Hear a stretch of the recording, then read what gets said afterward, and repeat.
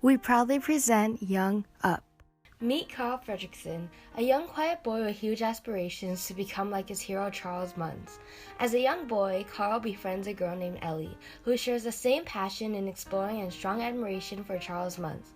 Ellie is overpowered by her animus because of her tomboyish attitude and boisterous demeanor.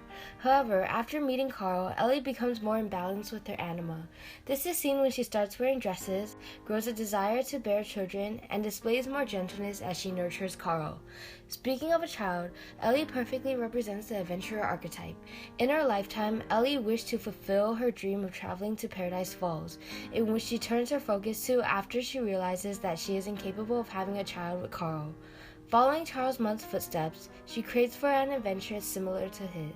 During Ellie's adventure with Carl, she renovates what used to be the abandoned house and turns it into a new home remodeled with color.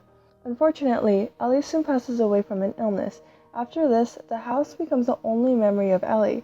From this, Carl exerts a grumpy old man persona which masks his ego and results in an imbalance in his collective unconscious. This house is what brings out Carl's neurosis, obsessive-compulsive disorder, or OCD. Carl becomes incapable of moving on after Ellie's death, and he obsesses over keeping the house the same way as it was when Ellie was alive while the rest of the city develops around him. In addition, Carl was encouraged to move to a retirement home, which symbolized a chance to move on with his life, but he refuses to leave because he is still stricken with grief.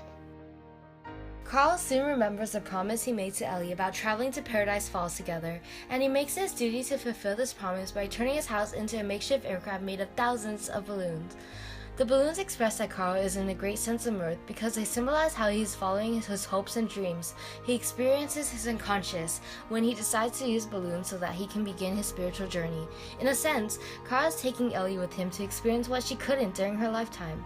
Within an instant, we encounter Russell, an outgoing spirited boy who is trying to become a greater wilderness explorer. He portrays the innocent child archetype because he is young, childish, and he only views others in a positive perspective. Upon entering a dangerous storm on the way to Paradise Falls, Carl becomes obsessed with making sure that no valuables were destroyed, even though he should have focused on navigating through the winds. The storm itself symbolizes Carl's clouded mind as it is filled with thoughts of Ellie and the imbalance of his collective unconscious. Carl begins undergoing a neurosis, and as a result, he grows unusually devastated by the damages dealt to the house. While trekking their way towards the waterfall through the jungle, Russell and Carl meet a bird who Russell names Kevin. However, it turns out that Kevin is actually a mythical bird creature known as the snipe. The main focus of Kevin is his relation to the term snipe hunt. Likewise, Carl and Russell are traveling for the adventure rather than for the hunt, showing Carl that life isn't as black and white as it seems contribute to his realization of his own individuation. Meeting Kevin is only a part of the journey for him to reach individuation, and since Kevin is supposed to be a mythical creature, this can be seen as the dream portion of his spiritual journey.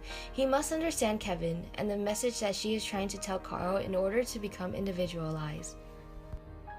There's a conflict between the balance of anima and animus in Kevin. Kevin is initially seen as a male because of her more masculine appearance. However, she is actually female, meaning her masculine animus overpowers her feminine anima. This is why Russell and Carl mistake her as a male, and as a result give her the name Kevin. This is where we meet a dog named Doug. He is a dog's true self, or the archetypical dog. Doug wears the same collar and has the same master as the dogs that appear prior in the movie, but his persona is unlike those dogs. He is laid back and acts in a friendly and lovable way that is comparable to the ideal man's best friend. When Doug first meets Russell, he demonstrates dog-like qualities by going up to Russell and by giving his paw to him and getting distracted by smaller animals such as squirrel. Compared to Doug, the three dogs, Alpha, Beta, and Gamma, seen prior in the film portray Doug's shadow. They don't act as how the archetypical dog should. Instead, they take everything very seriously and act very hostile. Both traits a dog usually would not typically demonstrate. Meet Charles Muntz. This is the same Charles Muntz that Ellie and Carl idolize as children. Charles Muntz is a depiction of the adventurer and explorer archetype. When he was younger, it was said that he had explored the world and there wasn't anything that he hadn't seen before. However, he is actually the fallen hero archetype. The reason why he became the fallen hero can be attributed to the emergence of his neurosis. Rather than enjoying the snipe hunt, Charles became obsessed with killing nature. Like we will mention later on, by killing nature, Charles is killing the collective unconscious, showing that he can't reach individuation because he isn't open up to the idea. He is completely unbalanced to the point that he isn't aware he has neurosis. Moreover, individuals who chase after the snipe, as mentioned before, are foolish. So because Charles is chasing the snipe, he can be seen as a foolish person. Eventually, Muntz can also be seen as Carl's shadow because of how they are opposites of each other.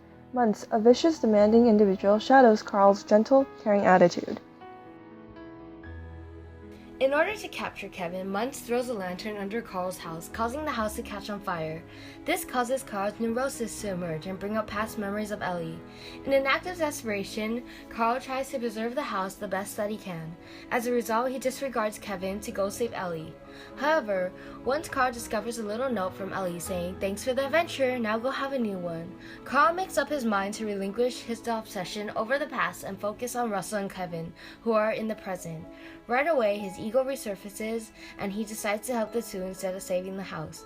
To catch up to Russell, Carl throws his furniture out of the house, and while he does that, he also removes the past memories of Ellie that have been keeping him out of touch with the collective unconscious. By throwing out the furniture, Carl is finally moving on and reaching individuation.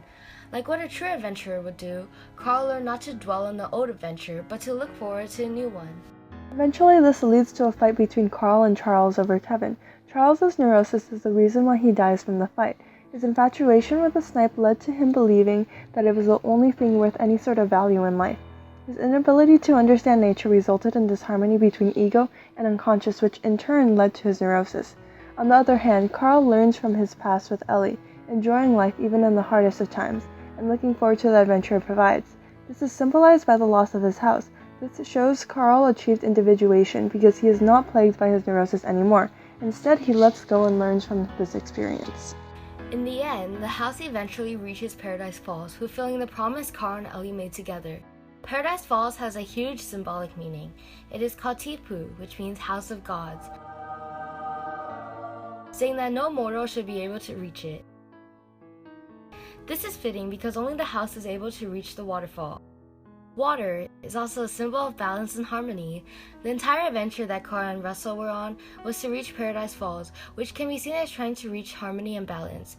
This is only possible if one were to confront the collective unconscious. Paradise Falls is also the collective unconscious, where the characters try to discover themselves. This applies to both the waterfall and the jungle, because this is where all of the characters meet on their journey. At the end of the movie, Russell is seen going up to get his Wilderness Explorer badge. The pin that Carl gives is not the actual Wilderness Explorer pin. Instead, it is Ellie's pin, a bottle cap reminiscent of Carl and Ellie's childhood. This pin is an object archetype because it symbolizes both Ellie and her legacy of finding a new adventure. Throughout the movie, both characters, Carl and Russell, have discovered a new adventure, one which they found in each other. Carl giving Russell this pin shows that he is willing to go on another adventure with Russell and excited to move on with the rest of his life. Carl's entire journey in this movie can be seen as Jung's idea for the spiritual journey that one needs to go through to reach individuation. He faces his neurosis, his obsession with Ellie, and matures from it throughout the journey. He explores the collective unconsciousness and faces his shadow to understand his meaning in life after Ellie's death, eventually reaching individuation. Carl fulfills his promise to Ellie by reaching Paradise Falls, but along the way, he also discovers a new adventure made with Russell.